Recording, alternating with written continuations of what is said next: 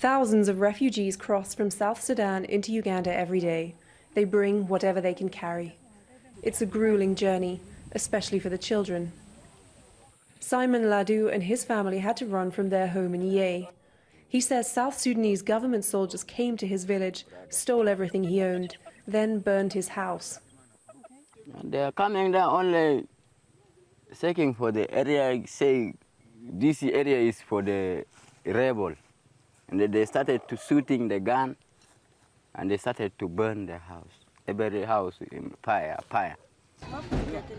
Ule Asarafu is another refugee from the same area.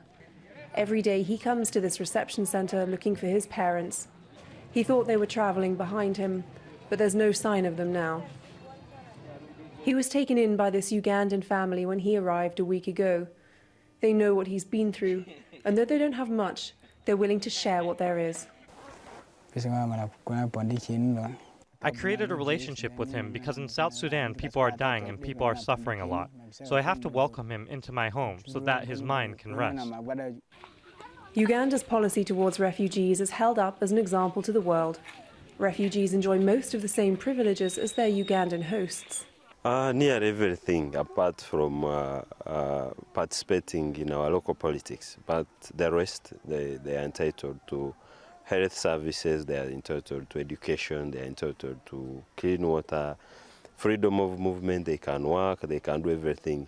I must say, a refugee in Uganda, it's as if he's a Ugandan. Since war in South Sudan started 3 years ago, about 500,000 people have settled in this corner of Uganda. Now it's one of the biggest communities of refugees in the world. In June last year, BIDI was just a village. But since then, it's grown to be the second biggest refugee camp in the world. There are almost 280,000 people living here, but it doesn't feel congested. And the reason for that is that the Ugandans who own this land agreed to share it with the refugees. So every family that arrives here is allocated a plot that's big enough for them to build a home and grow their own food. For the South Sudanese, a return to conflict means another generation will grow up as refugees.